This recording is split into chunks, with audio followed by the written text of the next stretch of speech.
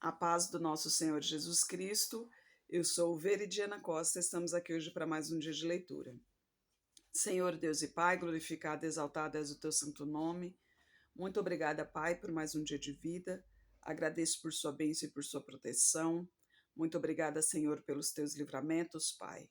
Por favor, nos abençoe nesta leitura, que cada palavra sua, Senhor, seja ensinamento em nossas mentes e em nossos corações, nos inspire e nos direcione cada vez mais para perto de Ti.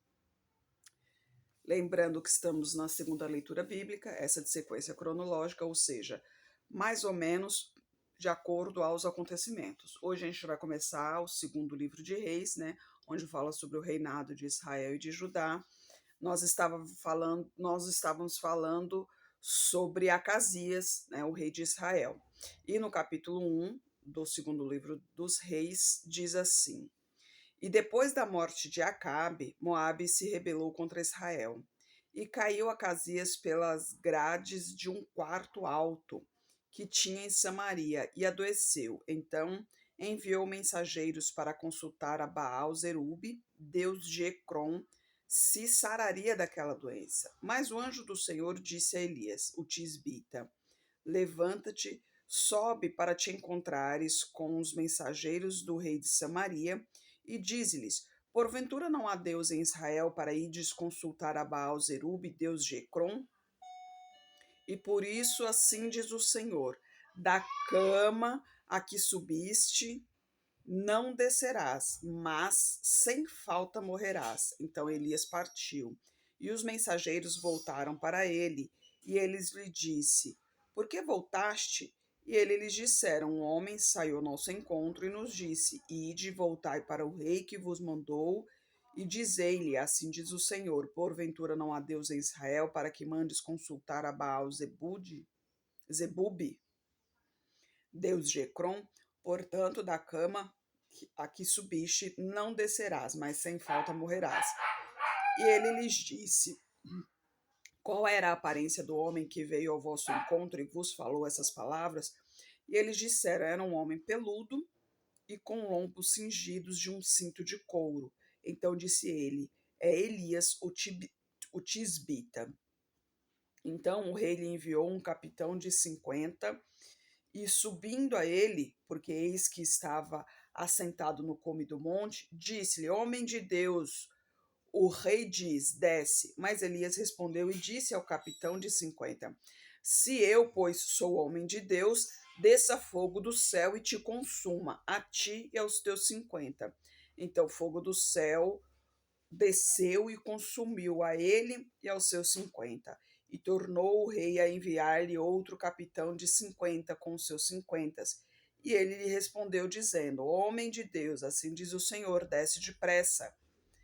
E respondeu Elias: Se eu sou homem de Deus, desça fogo do céu e te consuma, a ti e aos teus 50. Então o fogo de Deus desceu do céu e o consumiu a ele e aos seus 50. E tornou o rei a enviar um terceiro capitão de 50 com os seus 50. Então subiu o capitão de 50 e chegando, pôs-se de joelho diante de Elias e suplicou-lhe, dizendo: Homem de Deus, seja, peço-te, preciosa aos teus olhos a minha vida e a vida destes 50 teus servos.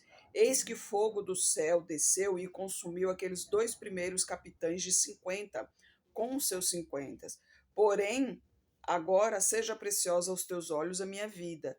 Então o anjo do Senhor disse a Elias: Desce com este, não temas. E levantou e desceu com ele ao rei. E disse-lhe: Assim diz o Senhor: Por que enviaste mensageiros a consultar a Baal Zebube, deus de Ecrom? Porventura é porque não há Deus em Israel para consultar a sua palavra? Portanto, desta cama a que subiste não descerás, mas certamente morrerás. Assim, pois, morreu conforme a palavra do Senhor que Elias falara. E Jorão começou a reinar no seu lugar no ano segundo de Jeorão, filho de Josafá, rei de Judá, porquanto não tinha filho. O mais dos atos de Acasias, tudo quanto fez, porventura não está escrito no livro das crônicas dos reis de Israel. Aqui no livro de Reis, o que a gente vê muito, bom, o próprio nome já diz, fala sobre os reis, e assim, ele fala alternado, né? entre Israel e Judá, o rei de um e rei de outro. Então a gente percebe essa esse tempo, né? Esse tempo, tanto que aqui ele fala, né? É que morreu e começou a reinar no lugar do segundo filho, no ano segundo de Jeorão, filho do rei de Judá. Então, quando Jorão começou a reinar em Israel, o atual rei de Judá já tinha 2 anos que estava reinando, né? Então, nos livros aqui a gente consegue ver essa diferença. Agora, uma coisa muito interessante que falou aqui é que o terceiro pelotão que foi falar com Elias, eles tiveram temor em seu coração, porque ó, o primeiro pelotão foi, eles foram mortos ali com fogo do céu. O segundo pelotão chegou cumprindo as ordens do rei do mesmo jeito e assim foram mortos também. Já o terceiro pelotão temeu em seu coração, pois viu que Elias realmente é um homem de Deus. Então, antes de qualquer coisa, antes de obedecer ao rei, ele se humilhou não perante a Elias, mas ele se humilhou perante a Deus, porque ele viu que Deus era que Elias era um homem de Deus. Então, ele viu em seu coração que realmente o Deus de Elias era um Deus forte, né? Até então, não sei dizer exatamente ali qual foi o pensamento dele, se ele viu que realmente é o Deus vivo e tal, mas a questão é que ele viu poder no Deus de Elias. E assim ele temeu, tanto por sua vida quanto por seu pelotão.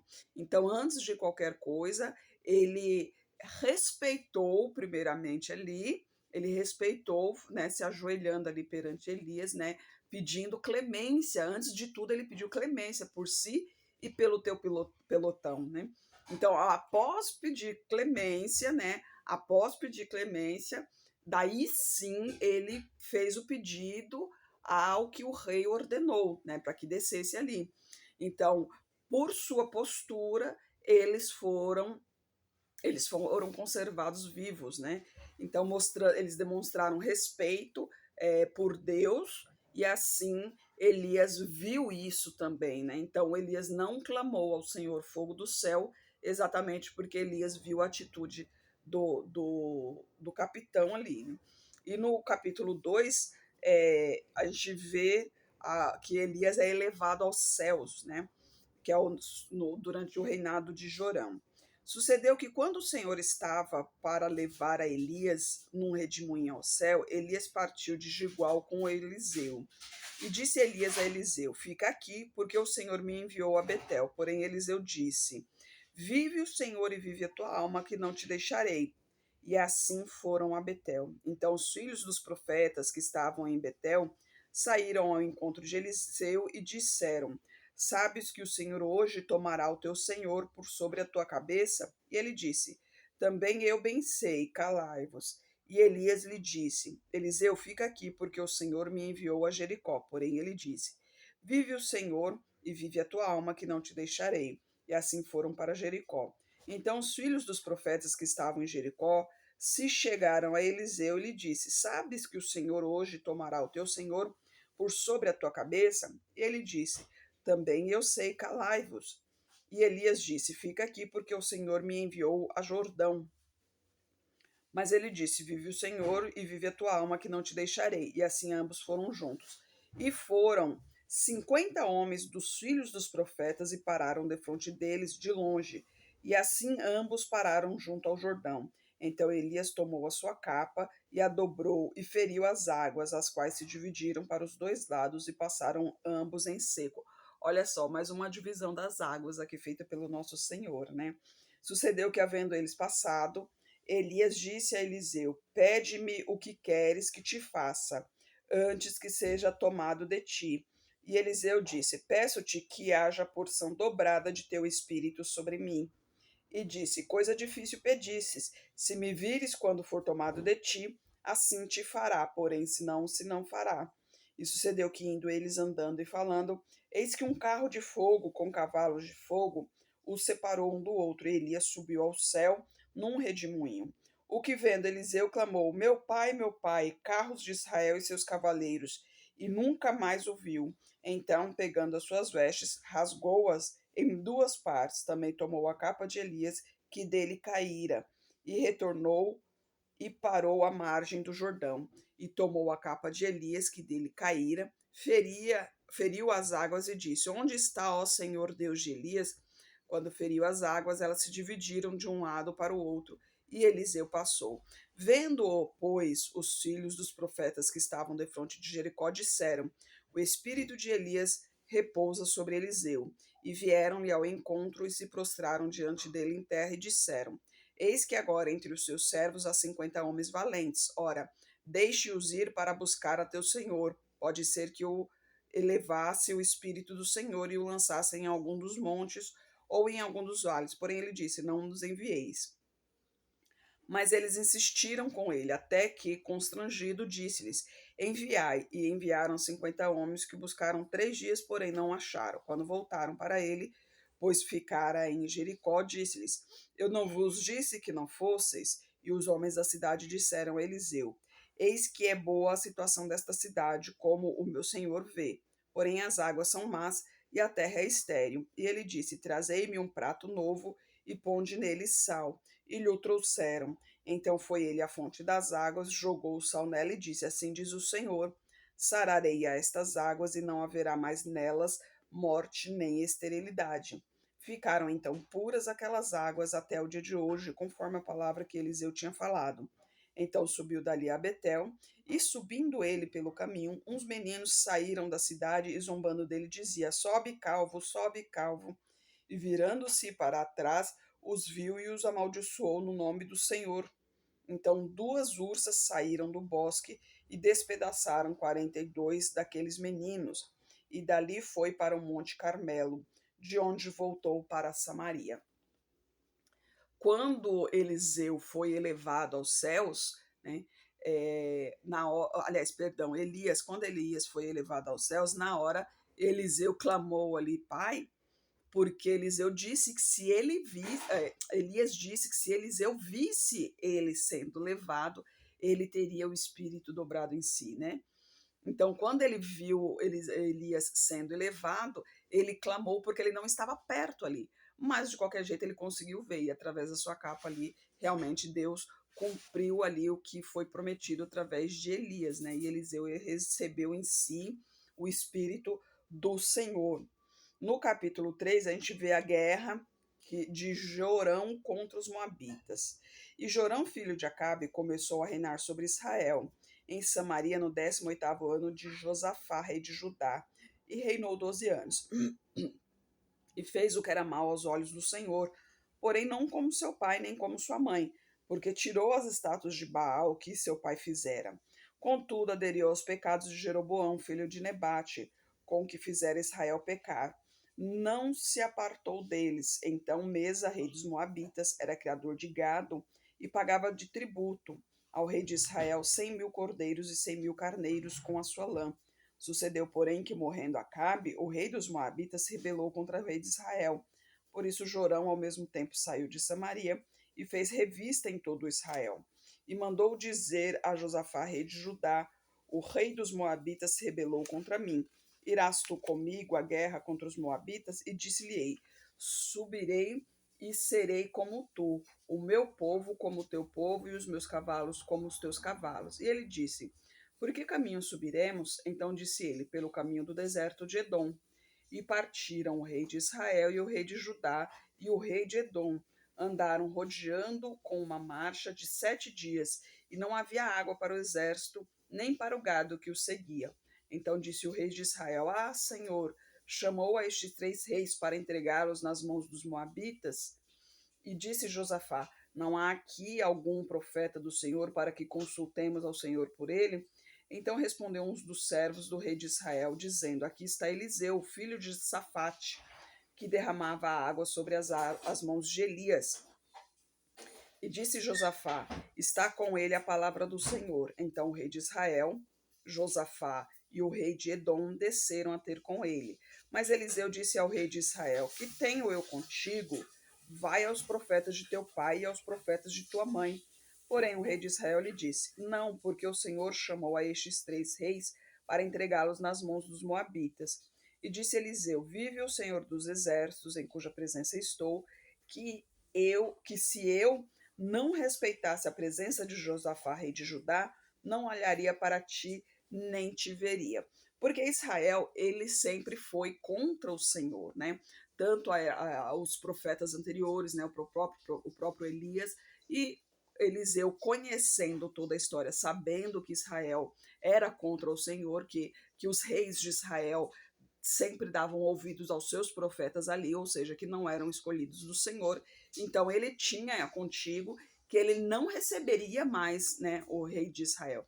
Mas como o rei de Judá estava presente e o Judá sempre seguindo os caminhos do Senhor, então ali ele atendeu, porque ali ele sabia que dentre os reis tinha um rei ali que realmente era servo do Senhor, né? E a gente continua no versículo 14. E disse Eliseu: Vive o Senhor dos exércitos, em cuja presença estou, que se eu não respeitasse a presença de Josafá, rei de Judá, não olharia para ti nem te veria. Ora, pois, trazei-me um músico. E sucedeu que, tocando o músico, veio sobre ele a mão do Senhor e disse: Assim diz o Senhor: Fazei neste vale muitas covas, porque assim diz o Senhor: Não vereis vento, nem vereis chuva. Todavia este vale se encherá de tanta água que bebereis vós, o vosso gado e os vossos animais. E ainda isto é pouco aos olhos do Senhor. Também entregará a ele os moabitas nas vossas mãos, e ferireis todas as cidades fortes, todas as cidades escolhidas, e todas as boas árvores cortareis. Entupirei todas as fontes de água, e danificareis com pedras todos os bons campos. E sucedeu que pela manhã, oferecendo-se a oferta de manjares, eis que vinham as águas pelo caminho de Edom, e a terra se encheu de água. Ouvindo, pois, todos os moabitas que os reis tinham subido para pelejarem contra eles, convocaram a todos os que cingiam cinto, e daí para cima, e puseram-se na fronteira. E levantando-se de madrugada ao brilhar do sol sobre as águas, viram os moabitas diante de si as águas vermelhas como sangue, e disseram: Isto é sangue, certamente os reis destruíram a espada e se mataram um ao outro. Vamos pegar o despojo moabitas. Porém, chegando eles ao arraial de Israel, os israelitas se levantaram e feriram os moabitas, os quais fugiram diante deles e ainda entraram nas suas terras, ferindo ali também os moabitas. Arrasaram-se as cidades e cada um lançou pedras em todos os bons campos, assim também entulharam e entupiram todas as fontes de água, cortaram todas as boas árvores e só em Kir Aresete deixaram ficar os muros, mas os fundeiros a cercaram e a feriram. Mas vendo o rei dos Moabitas que a peleja prevalecia contra ele, tomou consigo 700 homens que sacavam espada para romperem contra o rei de Edom, porém não puderam. Então tomou a seu filho primogênito, que havia de reinar em seu lugar, e o ofereceu em holocausto sobre muro, pelo que houve grande indignação de Israel. Por isso retiraram-se dele e voltaram para sua terra. Meu Deus do céu, olha só o desespero do rei Moabita. Ele vendo que estava perdendo a guerra, ele sacrificou o seu filho, né, que é o príncipe, ele sacrificou o seu filho para poder se manter vivo, né? Ele sacrificou o seu filho achando que assim eles ganhariam a guerra e sacrificou o seu filho aos deuses deles lá, né? Que a gente sabe que não são deuses verdadeiros, né? Que Deus só existe um, que é o Deus único, que é o Deus vivo. E obviamente, né? O povo de Israel e o povo de Judá e o povo de Edom, quando viram aquilo, ficaram admirados, né? Porque eu não sei nem que palavra que usar isso, né? Mas ficaram falando, gente, como que pode uma coisa dessa? Pra gente hoje é horrível ouvir isso, mas a gente, como conhecedor da palavra, a gente sabe que antigamente tinha muito disso, né? Agora, imagina só para o povo de Deus ver uma coisa desse tipo, né? Ver assassinar o próprio filho como oferenda. Então, é algo estarrecedor, né? Não sei nem que palavra usar para isso. Aí no capítulo 4 a gente continua, Eliseu aumenta o azeite da viúva.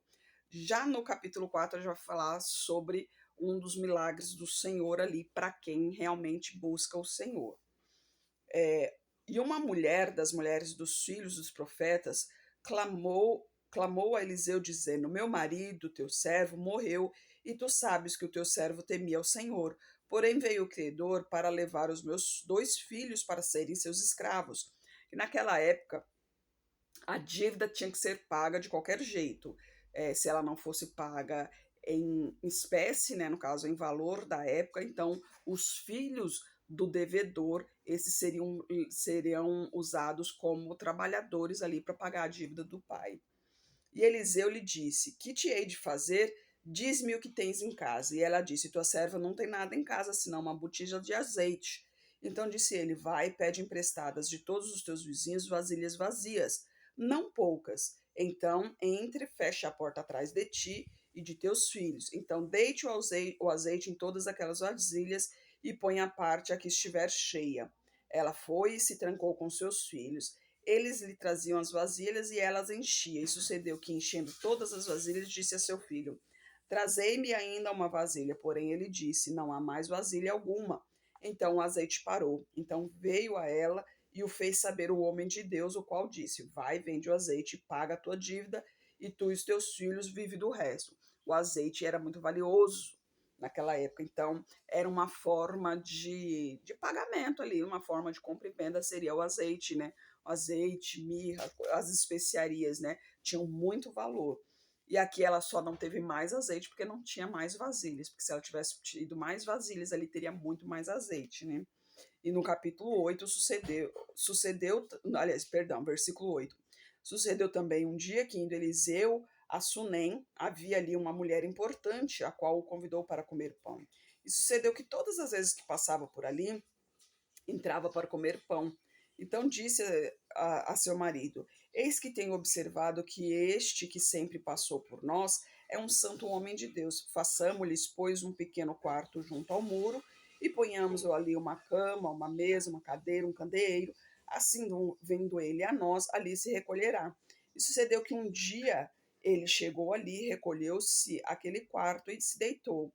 Então disse ao seu moço Gease: Chama esta sunamita. E chamando a ele, ela se pôs diante dele, porque ele dissera: Dize-lhes, eis que tu os tem tratado como com todo o desvelo. Que há de se fazer por ti? Haverá alguma coisa que se fale por ti ao rei ou ao chefe do exército? E disse ela: Eu habito no meio do meu povo. Então disse ele: Que há de se fazer por ela? Gease disse: Ora, ela não tem filho e seu marido é velho. Por isso disse ele: Chama. E chamando-a, ela se pôs à porta e ele disse: A este tempo determinado, segundo o tempo da vida, abraçarás um filho. E disse ela: Não, meu senhor, homem de Deus, não mintas a tua serva. E concebeu a mulher e deu à luz um filho no tempo determinado no ano seguinte, segundo Elias lhe dissera. Como um servo de Deus, ele vendo ali o acolhimento daquela mulher, né, que sem compromisso nenhum, sem obrigação nenhuma, ela se dispôs a atendê-lo, sempre estava disposta a atendê-lo, inclusive procurando o conforto dele, né? E ele, então, sendo um homem de Deus, sendo agradecido, né, pela atitude da mulher, ele procurava ver como que poderia agradá-la. Ele ofereceu a falar com o rei, porque tudo era direcionado ao rei, naquela época eram reis, né, que dominavam ali as cidades. Então ele falou: quer que eu diga alguma coisa para o rei, tipo, para ajudar na sua casa, né, no seu campo, alguma coisa do tipo? Mas ela falou: não, não precisa, porque eu sou do meio do povo aqui, eu nem tenho contato, né, com o reinado e tal. Então, ele falou: Poxa, já que o servo falou sobre filhos, que eles não têm filhos, então Eliseu viu em seu coração que normalmente, né, as mulheres, o sonho delas é serem mães.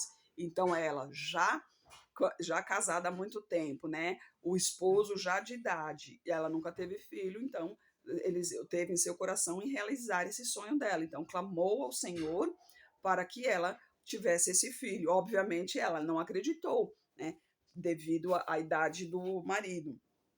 Mas, como era um homem de Deus, né, como clamou ao Senhor, Deus ouviu as suas orações e concebeu a ela um filho. E crescendo, no versículo 18, e crescendo o filho, sucedeu que um dia saiu para se encontrar com seu pai, que estava com os trabalhadores e que faziam a colheita. E disse a seu pai: Ai a minha cabeça, ai a minha cabeça. Então disse ao moço: Leva-o para tua mãe. E ele o tomou e o levou para sua mãe. Esteve sobre os seus joelhos até o meio-dia e morreu. E subiu ela e o deixou sobre a cama do homem de Deus, fechou a porta e saiu.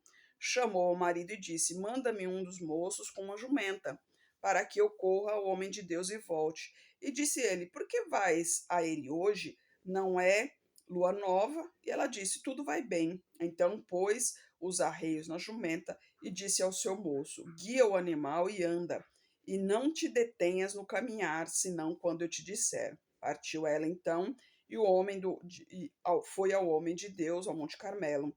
E sucedeu que, vendo o homem de Deus de longe, disse a Geazi, seu moço: Eis aqui a sunamita.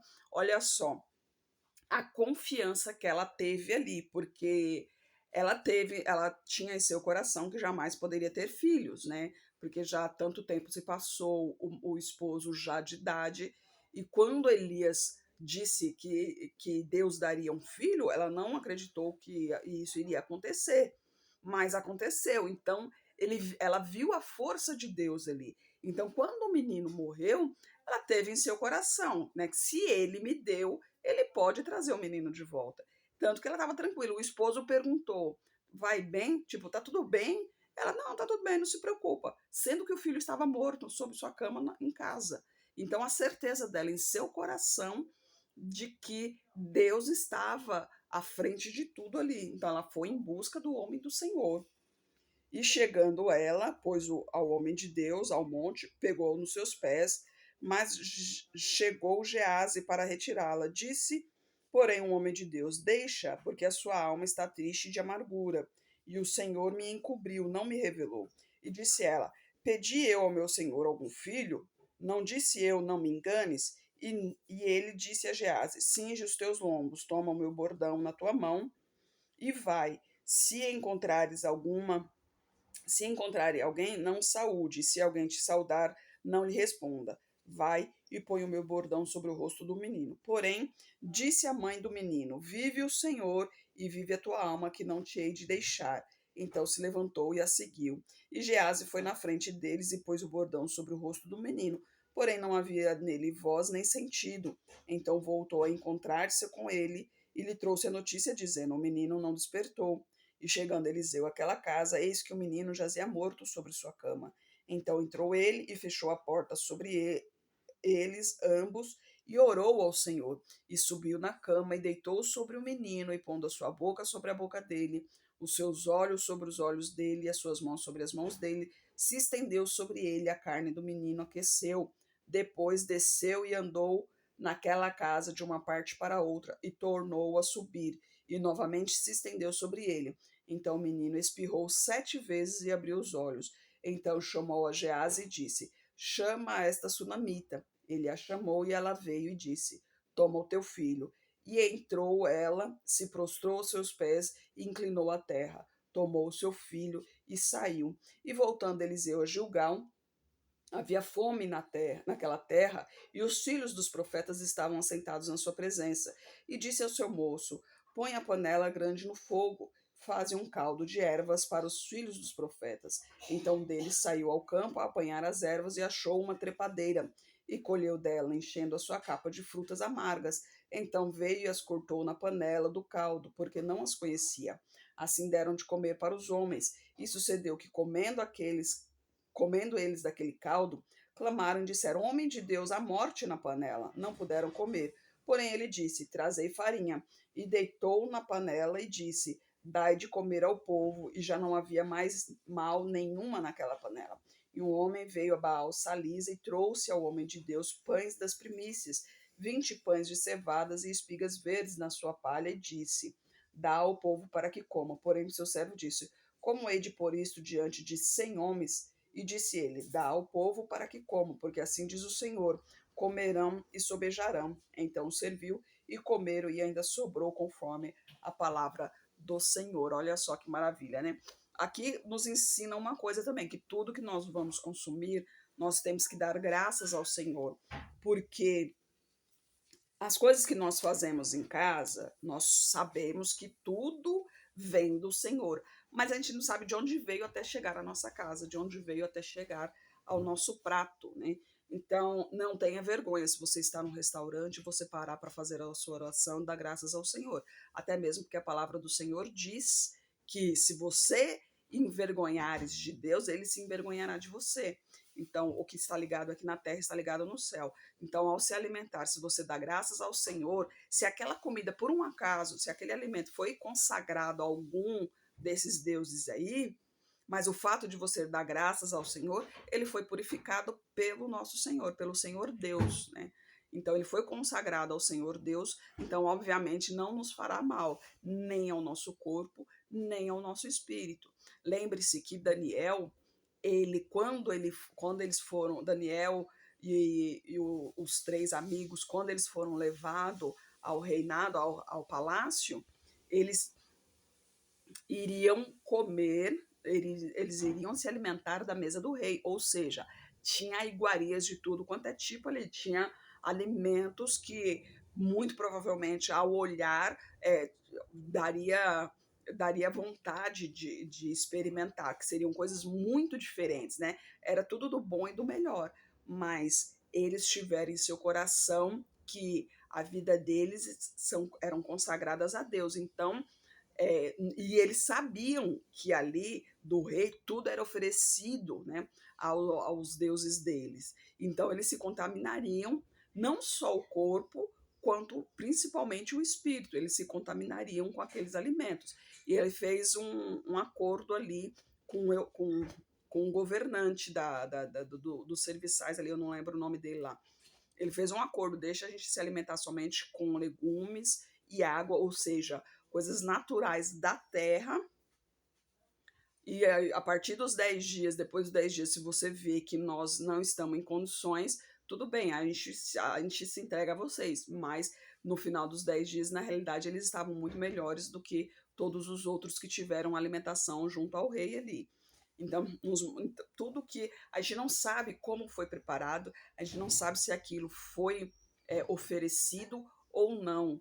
Então, nós temos que tomar muito cuidado com tudo que entra na nossa casa, que entra no nosso corpo, que a gente veste, tudo que a gente faz uso, a gente tem que primeiro consagrar ao Senhor. Isso, inclusive, com roupas também, porque roupas a gente não sabe as pessoas que estão fabricando aquilo ali, como que eles fazem, né? Essas festas, por exemplo, que tem no meio do ano, por exemplo, festas juninas, festas disso, festa daquilo, em outubro, Halloween, ou seja, festa das bruxas, e tem muita gente participando desses tipos de festa, e sendo que a gente sabe que isso aí é adoração a algum demônio. Eles estão adorando alguns, a gente sabe, na Bíblia explica bem que são demônios, mas eles adoram, muitos acreditam que eles são santos, eles estão adorando a santos. A própria palavra diz que muitos serão chamados e poucos escolhidos. Por quê? Porque tem muitas pessoas que acham que estão servindo ao Deus vivo, ou seja, elas estão sendo enganadas, elas estão sendo iludidas, porque a esperteza do demônio é exatamente essa, de enganar a pessoa, fazer a pessoa achar que está servindo ao Senhor, sendo que não está. Por isso, Deus nos ensina a, a ler a palavra dele, né? A gente tem que meditar sempre na palavra do Senhor para que a gente tenha discernimento em saber que o que está acontecendo à nossa volta ali, se realmente é de Deus ou não, né? Porque o inimigo, ele não está no mundo buscando pessoas para tragar, porque os que vivem no mundo já pertencem a ele.